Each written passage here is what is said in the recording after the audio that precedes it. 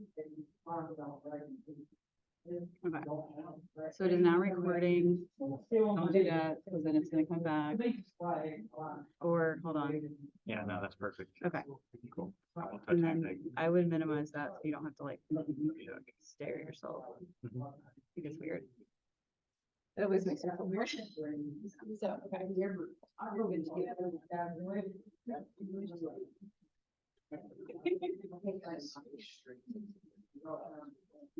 Yes.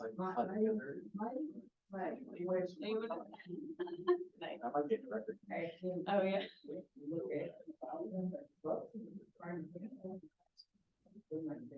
Promise, this is a talk I gave 4 years ago. It was just like a most recent update of the project. And then as I was doing it today, I was like, oh wait, here's how to do this. This is cool. This is cool. Back to Guatemala now.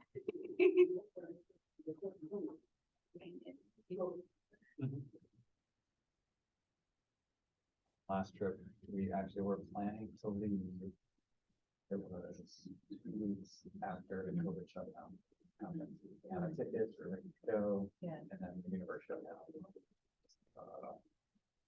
So that's kind of where this talk left off. Was like, I was true and see that. Yeah, still haven't been back. Okay. I looked it up. I saw Archimedes solutions. Like, okay, that's cool. What is it? What is it? Just make it fun. It takes planning these trips.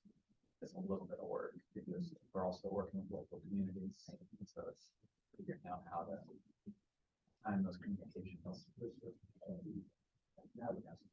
a fun challenge. Sometimes it's frustrating.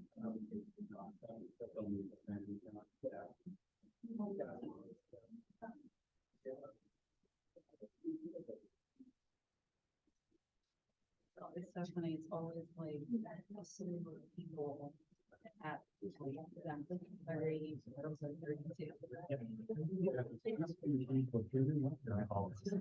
Second one from the room. Right. It's like, oh, it's time. Okay. I have like an automatic 10-minute reminder for every single meeting I have, and then I snooze it for these ones. Yeah. I changed mine to half an hour. I was like, Yeah. Oh, thanks. You called it something different. Jason called it deconvolution, and what did you call it? Decomposition. Deconvolution is the better term to look up. Oh, okay. That was my question, is what do I look up? Yeah. Okay. Meta-analysis and Hydrograph separation's the other thing too. right, and that was already in my methods of like things that I was planning to do, but need to learn more about. And so, yes, that is on there. It has some favorites. Do you have the Lee and Crothy paper? Lee and Crothy 2004. That is the paper. There's also a Pirillo. He does a lot of method papers, and he's not just that, but Yeah, hydrograph separation and member mixing analysis, Lee and Crothy. yeah. Got it. Mhm.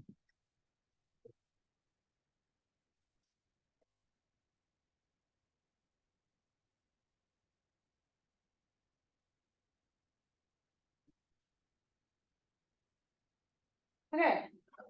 So we're here. Thank you all for being here. Thank you for everybody who responded to the call out for presentations. Ben had this in his pocket, so it's pretty convenient. It's gonna be amazing. He's taking us to Guatemala. So anyway, we're gonna go. Yeah, thanks. So yeah, this is going to be a bit of an adventure for me too. So this is a project that my colleague Ben Hutchins and I have been doing now for over a decade. Yeah, however you want to do the lights, because this is mostly pictures. So however you guys can see pictures best.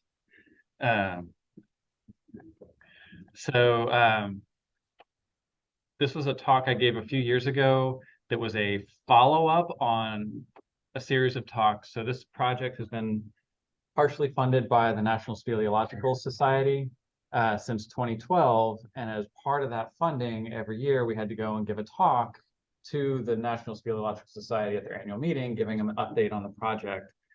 And so this was pre-COVID, our last update on this project. But then I realized that none of you have seen any of the previous updates, except Sarah may have seen a couple of them. So I'd add in some details of kind of the history of this project. And this is all about cave exploration. So this started oddly in California. While I was doing my dissertation, I brought Ben Hutchins out with me to California, and what we have out there in Sequoia Kings Canyon National Park is marble stripe karst. So what we're looking at here, this is part of the Mineral King Valley, looking up at one of the peaks out of the valley. And so in the forefront here, you have some metamorphic schists, and then you have this nice band of marble, and then you have the granites the Sierra Nevadas are known for behind it. Because of just the nature of how these marbles are embedded between all of these non-soluble rocks. So again, right here, there's a line between the granite and the marble. Here's a piece of schist right in the middle of it. What ends up happening is as water moves off of these surrounding non-carbonate rocks, you get massive dissolution, big caves, lots of cave passages. In some cases, out here, we have caves that are stream passages that start at the upstream end and flow downstream and erode the entire width of these bands of marble. So you're walking in a cave and you have a granite wall on one side and a schist wall on the other, and it's phenomenal. So I brought Ben out there to help me with this work, and he was obsessed with marble karst. And he and I have a habit of always looking for places to cave around the world. And so at the time we were living in Texas, going to grad school, and he got onto Google and did a Google search looking for marble caves in Central America, because living in Texas, Central America was really easy for us to get to. And we knew there was a lot of cool caving to be done. First thing that popped up, marble quarries in Guatemala.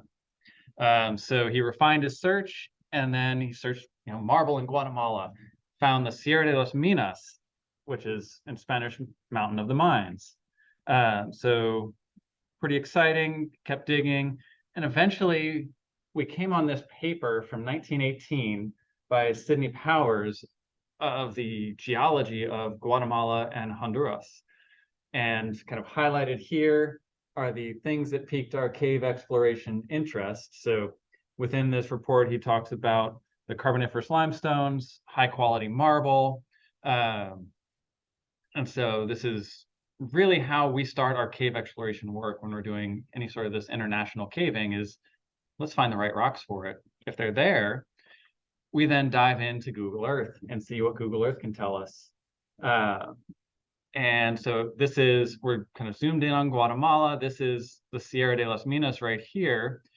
And we just started combing over the mountain range in Google Earth, seeing what we could find.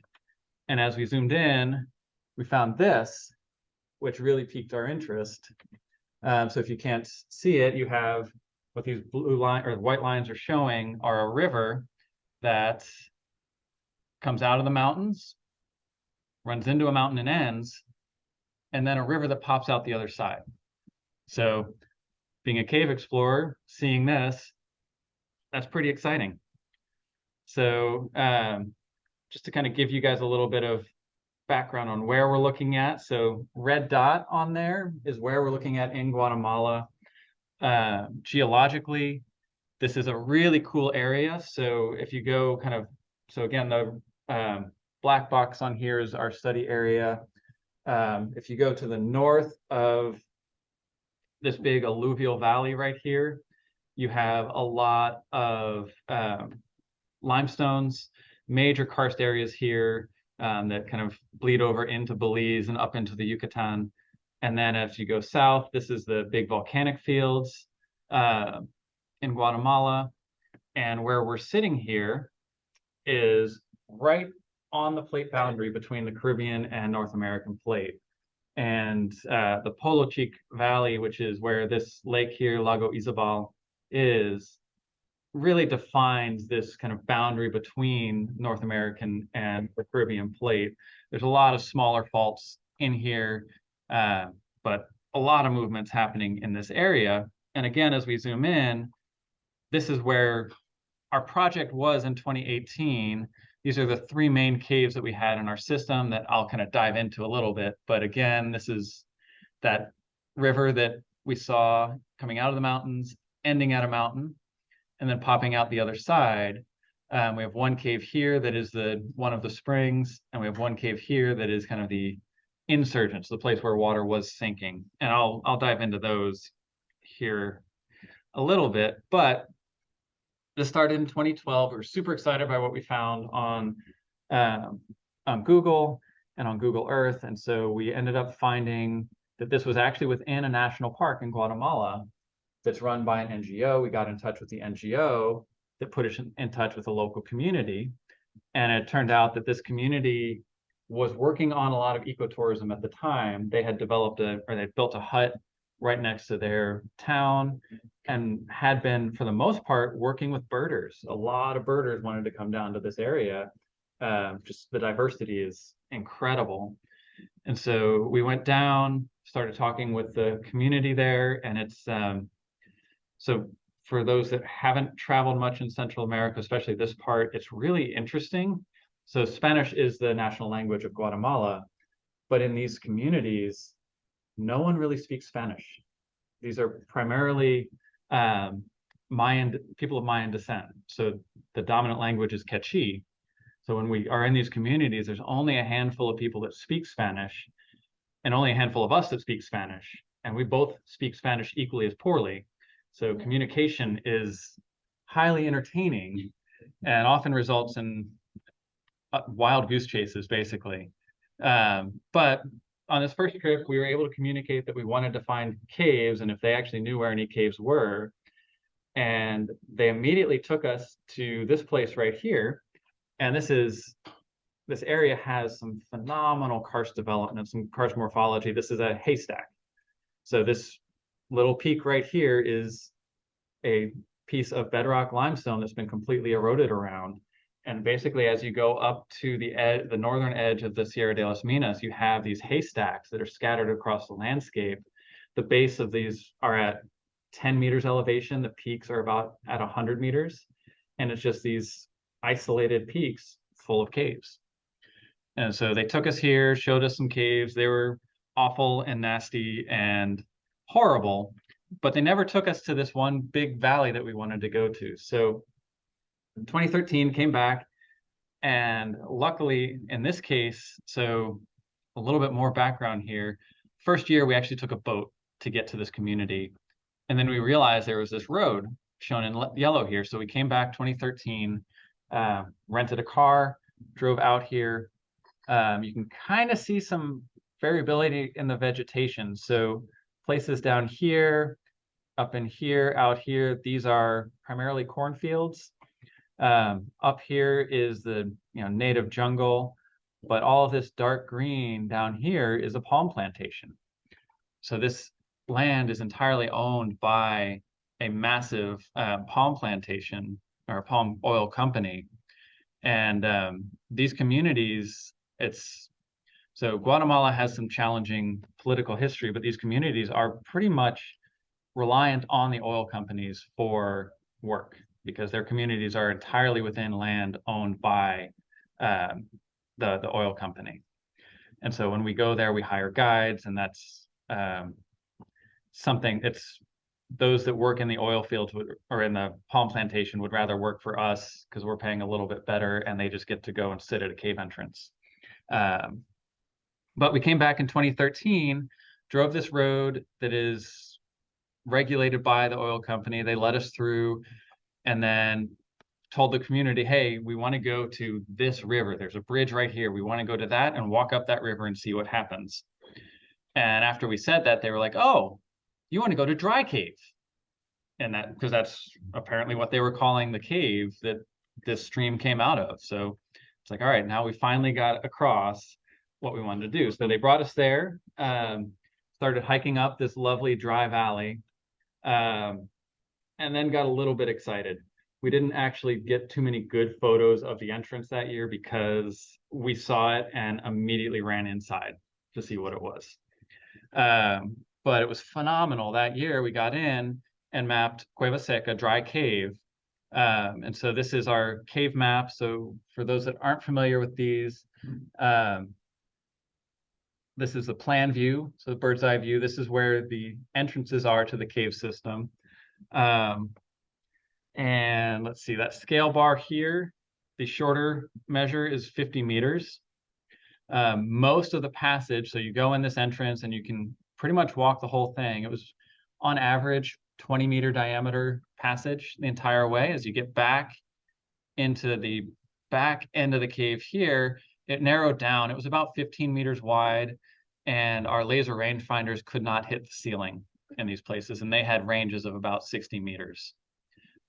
So we had some enormous conduits that we were finding our way into. And so as we went through, this is what we're finding.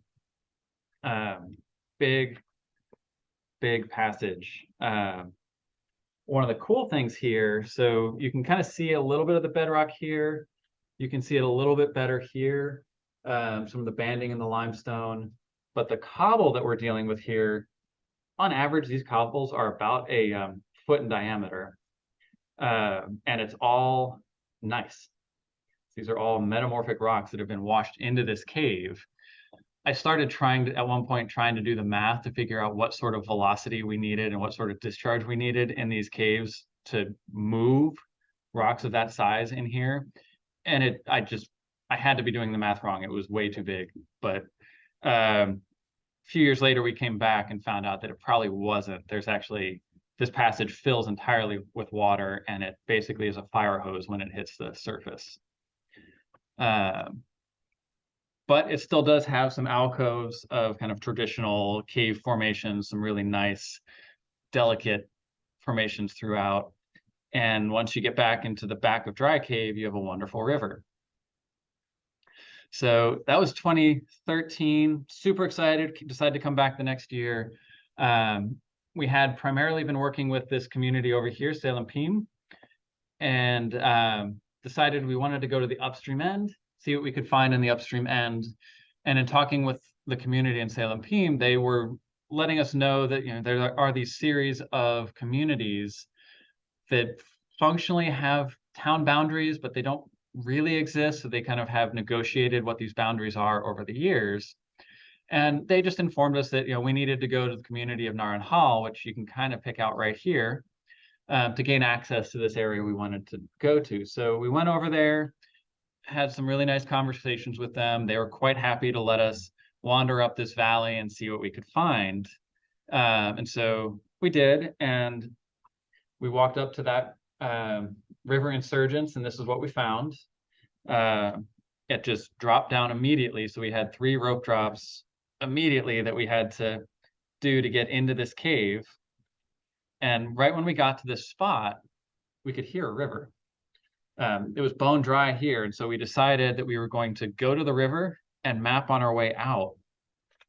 Oh, and we did. So we went to the river, and it turned out we traveled for 20 minutes before we actually got to the river. It was about a half a mile away. And so we started surveying out, had plans to go back the next day, got out, had a great night. We're all super excited, went back the next morning, and the community just flat out said no. There's no way they were ever allowing us back into that cave. Apparently we had misunderstood their agreement to our access, and they just flat out denied us the ability to go back there. We spent the entire day talking with them, and it's a really interesting dynamic. So these communities are completely democratic, as in if there is one dissenting vote within the community for us getting access, the answer is no. Only has to be one person. And so we spent a lot of time negotiating, and eventually they let us go back that night to at least retrieve our ropes that we had left hanging in the cave. So we weren't quite sure what to do. That was right at the end of our trip. So we left, planned to come back the next year and talk to them. 2015, we came back, and this was the closest we got to a cave in 2015. So I was talking to you about the palm plantations. We drove up to the gate right at their boundary, and they just said to turn around. They did not want us entering their land in 2015. 2016, we came back. they let us into their land. We had two groups. One group made it through. The other group, they didn't let in. 2017, same thing again. We've actually started working with the oil company, and they just flat out told us no because there was some conflicts going on. There were strikes going on with their workers, and they didn't want us in there. So yeah, we spent a lot of time touring around the country, getting a good feel for the landscape. It's a beautiful country if you haven't been. But then 2018, we decided to try again. We worked with the oil company, gained access, permission from them to go there. And we had this year an ace in our pocket. We were working with the local communities, but we also had non-locals that knew Quechua with us. And it's a very interesting thing. They're very wary of outsiders coming in. One thing that we realized early is a lot of these communities have been taken advantage of in the past by outsiders. And so they have this fear that us coming in means we're there to steal their riches. They think there may be something of value in these caves.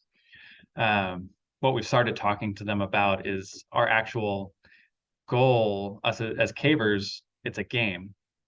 We're all on different teams, and we're all trying to find the longest cave. That's just what we're doing. And so when we start framing it in terms like that these are like international competitions, it's almost like the World Cup of caving. We're going to our different places to find our big caves. It frames it in a way that they can understand better, because spending lots of money to go to another country to crawl into a hole in the ground doesn't make sense to a lot of people, apparently.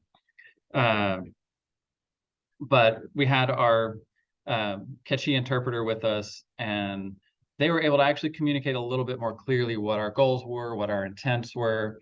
And in 2018, when we went there, they made it pretty clear. They were like, well, all right, you can come here, but we really need help getting our water supply system up and running again. We've been having trouble with it.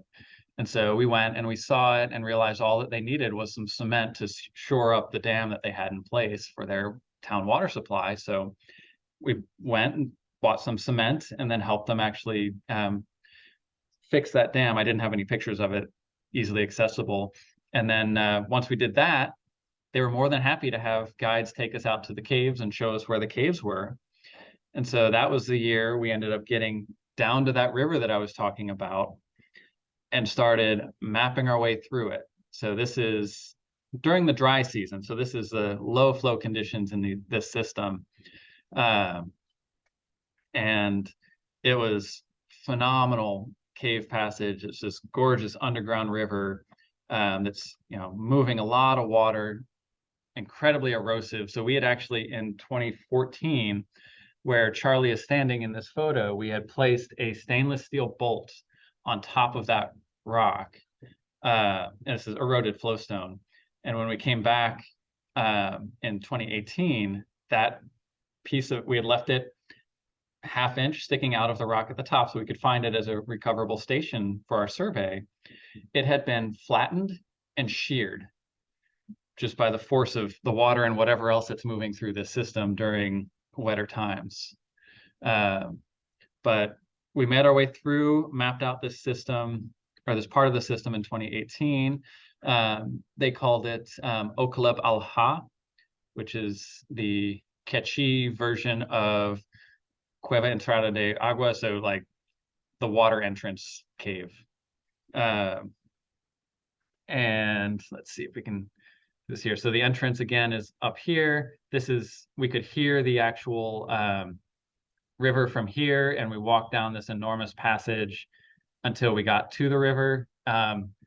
For scale, so this is Ben Hutchins' maps. He really likes to do this. He's put hot air balloons to scale in his cross sections, just to give you guys an idea of the size of this passage. He submitted these to cartography salons, and they've always dinged him on that because what's the size of a hot air balloon? And every time his response is, well, there's a scale bar there too, if you're confused. But yeah, so we mapped this cave, and then we also found another sinkhole partway up the mountain that we crawled into, and it was this, nice, big, beautiful, dry thing. So the entrance is up here in a big sinkhole. And then we were in this, big, beautiful stuff, and we thought it ended, but then Charlie, who's in that previous picture, was standing there waiting for the people that are sketching. So if you're mapping these caves, right, you're getting compass reading, you're getting inclination, you're getting distance measurements between shots that are line of sight, and then at each station, you get measurements of the dimensions of the passage. Someone's writing all that down and then drawing sketches of not only where the walls are, but all the details within the passage. So as that was being done, Charlie was just kind of leaning up against the wall and felt a breeze against his ankles. And he looked down, and there was this body tube that had a gale of wind coming out of it. So he got down, crawled through that, and popped out into this enormous room right here. Again, hot air balloon for scale. And we kept working our way down into this mountain and left it at these 3 spots here that were these two, this one and this one were very exciting. They were, let's see, we were probably 20 meters wide. And again, our rangefinders didn't reach the ceiling in these places. So we were super excited. This is where we left off. I had shown this map before, but we had our original map in red here, Cueva Seca. We had our Whitewater River cave up here, and then the Windy Surprise cave that was directly over top of Cueva Seca. So we left it as these separate systems with the hope that we could actually connect all of these together in 2019. So flip that into profile. These are our caves, the main caves of the system. Cueva Seca is down here. Ocalevalha is up here, and we're pretty sure those are the same river, but we haven't been back into Ocalevalha. And then we had this Viento Sorpresa up on top that it looked like was going to connect at some point. Not going to talk much about this because this is my bane in Guatemala, Cueva Arriba, another cave that we found on top of the mountain that we ran out of rope. We only have ever spent 1 day up there, but that can be a later part of the conversation. So 2019, this is kind of walking through what an expedition is. We all arrive in country, and for some reason, we've gotten into this habit of the first meal we have is fish. So we fly into Guatemala City, pile up our rental truck with food for 2 weeks, drive to this town. We have a little hotel that we stay at, and they serve fish, and it's right on the lake. And so let's see, we'll kind of give you some orientation here. So the caves are down here. So we drive Guatemala City to the south. We drive in on this road, up and over the mountain, and stay in Mariscos here, right on Lago Izabal. And it's a great thing to, arrive into country, go through this whirlwind, get to Mariscos, and then wake up the next morning on this lovely, relaxing lake. And if you're really ambitious, hopping in. From there, we have a friend in one of the neighboring towns. Depending on your level of excitement for going caving versus level of excitement for ice cream, you have different responses to stopping to say hi to our friend. I'm always on the let's eat ice cream first crew with this one. But from there, we then drive, I think it's like an hour and a half down this Palm Plantation Road to the cabin that we stay at. So this is right at sea level. Mosquitoes are awful. We are inside of this hut, and we have our mosquito nets on top of that. Because it's a caving expedition, and these caves are wet caves, we all have gear for that. So we have stuff to stay warm, stuff to keep our stuff dry. We have all of our survey stuff. We have photo documentation stuff. We're also, Gene Kretschko, who's in this photo, and Ben Hutchins are both cave biologists. And so we almost always have a permit to collect. So we have sampling gear while we're in the cave as well. At the beginning of the trip, it's fine. As you get towards the end of the trip, these pictures don't capture the smell. But that is an integral part of this experience. So we also have a separate building for our kitchen. So we end up finding ways to keep all of our food for 10 days safe from whatever other critters there might be in here. Most importantly, the coffee is easy access for everyone. And it's a lovely experience, right? We have this beautiful little table, we sit, have some food, go caving, and come back. And then, we split into groups during the day. We come back and figure out what everyone did that day. So our first day on site, we split into 2 groups. I took one team into Cueva Seca. We had some easy to access places just to get people familiar with the cave. On these expeditions, when you're doing this day after day for, a week plus, it's nice to kind of get your feet wet, so to speak, to get your legs moving, get comfortable being underground. Because if you don't ease into it, especially as you get older, it hurts. It hurts a lot to just do this every day. But one group was in here doing that. Well, Ben Hutchins led another group back to Naranjal to just let them know we were back. We had told them the year before we were going to show them photos and we were going to bring them the map. And so he goes to the community, and this is the kids love when we're there. We're a spectacle. We basically shut down the school so they can come and say hi to us and just try to see what we're doing. So Ben and this is Ben, Nancy, and Philip are talking about what we were finding in the caves, and then we're working with the community to gain access to go back into the cave in 2019. So they were off doing this. We got out of the cave. They got out of the cave, out of the community earlier than we did. We came back and they were all sitting here in our kitchen. And Ben's look kind of tells what the answer the community gave us to accessing the caves was. They said no. So basically they said our cement there's something wrong with our cement and it caused a drought. And as a result, they didn't want us back in the community or back into their caves. So we had spent this entire year planning that we would be going into their caves and had to come up with a last minute plan for what to do with 15 people when all of our plans was focused on these caves. So as I said before, we had these caves. One, the Windy Surprise Cave here in yellow is on top of Cueva Seca. And so we had planned on rappelling down and working our way into the lower part of the system. And on these trips, so for that, we use static rope. That's rope that you can rappel on easily, not rope that rock climbers use, because it's not meant to take a fall. I always bring a small piece of dynamic rope, which you use for climbing, with me, just in case there's something we want to get up into. And so we basically rerouted our plans, and instead of going down, we decided we were going to go up. So hiked our way up into Cueva Seca, worked our way into the cave, found the river in the cave, lovely, fast-moving water. Got to the spot where I thought that it was likely the cave was over top of us and pointed up. And off they went, started going up.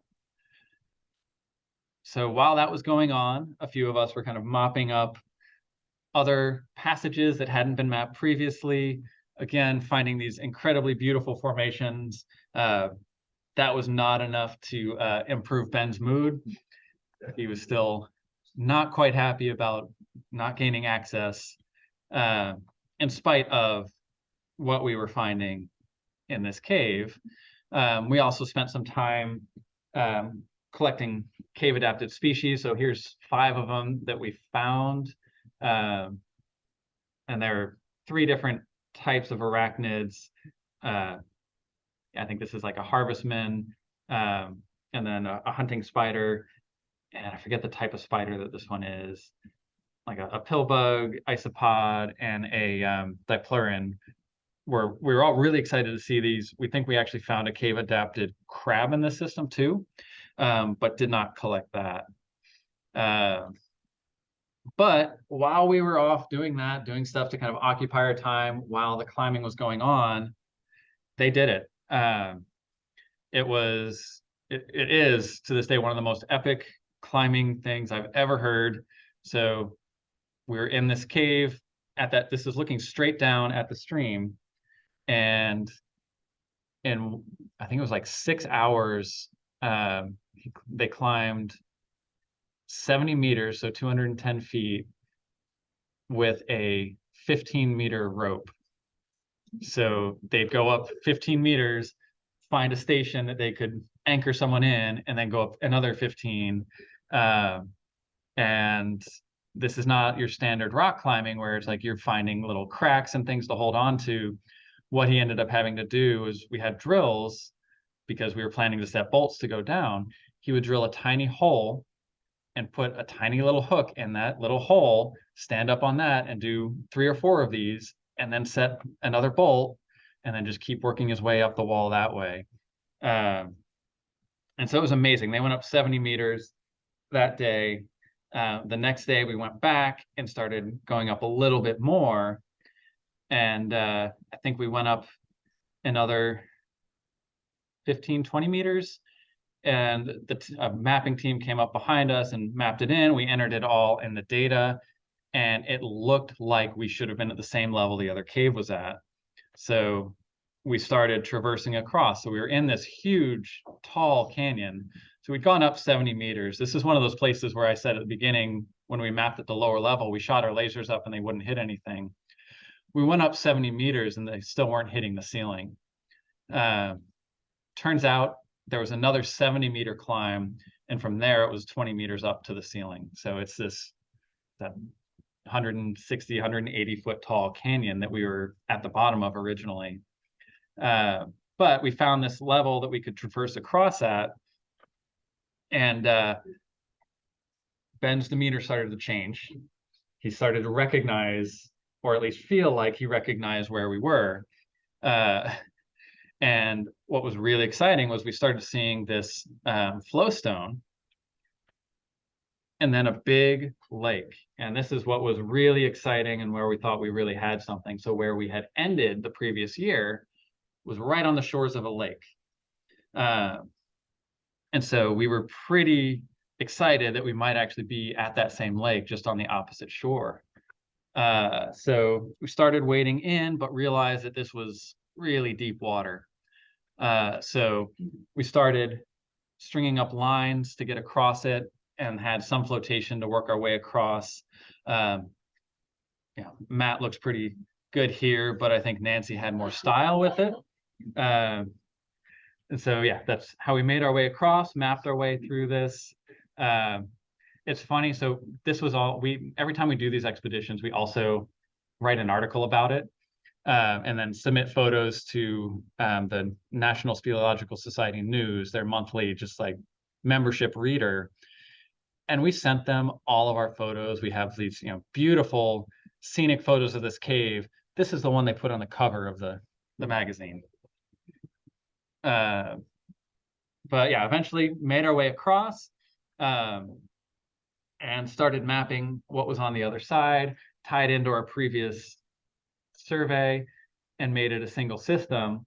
But what's been really exciting about this whole system is as you move further upstream, I mentioned the cave that's been my bane here, Cueva Seca Arriba, so it's Upper Dry Cave, is actually right back over here. And so what we ended up doing in one of those first years, this is the community in Salampin that we're staying in. We hiked up the mountain with all the rope we could carry, spent a day going down into this cave, and we ran out of rope before we ran out of time. And so we had to turn around.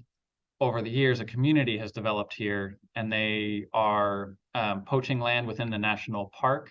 So they really want nothing to do with us. They have just outright denied us every year. We go back, we wander up to the community, say hi, we're here again, and they say go away. But and that's understandable. There's right, like for us, we're coming in and we just want to go play. For them, these are people that were living in these communities and were struggling to survive.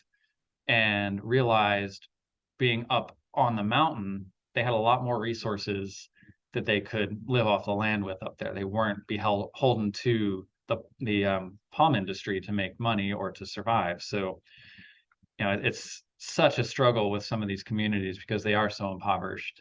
But you know, that kind of explains why they are a little bit reluctant to let us come up there and play. But what we started doing instead of going into their territory is these two yellow areas. We decided to go and do some jungle walking to see what we could find as far as caves.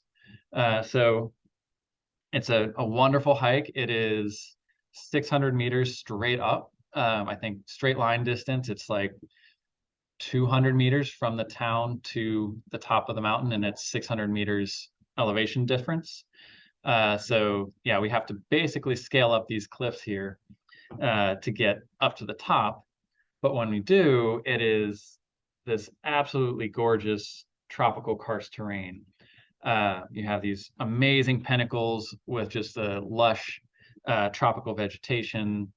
Definitely have a few fer-de-lance snake stories up there that are terrifying. But it's, you know, this gorgeous landscape to wander through. And as you're doing this, there are actually a whole series of pits just underneath our feet. So you're definitely kind of a little bit careful as you walk around and kind of bushwhack through this to see what you can find. And, you know, this being cavers, we're actually looking for those holes and spend as much time as we can crawling down into them to see what they do. So we haul our ropes up and work our way down into these pits and just see what they do. Most of them ended up ending pretty quickly, but they were really nice, really pretty pits with some nice cave formations in them. So right now, this was as of 2019, and we haven't been back since. We've mapped 14 caves in this area. We found 23 total caves, and we're just under 10 kilometers of survey. So yeah, there's all the caves noted there, and the white outline here, that's the, as best we can tell, the outline of the limestone block in this area. And what is really frustrating, so these two blue lines, these are both named rivers that just disappear in the mountain range. The red dot here is that Seca Arriba, the upper dry cave that we mapped. I think it was 200 meters and we went down 150 meters, and it was still going big. We just haven't been able to go back. And then this river, we've never been able to figure out how to get out to it. And so we still have lots to do in the caves we've already explored. There's some potential to connect them, some leads that we haven't been back to. But the stuff that I'm really excited about are these kind of upper rivers that just disappear into the mountain. And I think, yep, so this was our 2019 trip. And I think the big takeaway from this is everyone's vacation. Every person on this trip took this as vacation time. A few of these people I'm incredibly jealous of. Matt and Nancy right here basically spend their life going from expedition to expedition around the world. But this is, like I said, all volunteer. These are some of the best cave mappers in the world that we get to go and play with in Guatemala. So yeah, that's my whirlwind.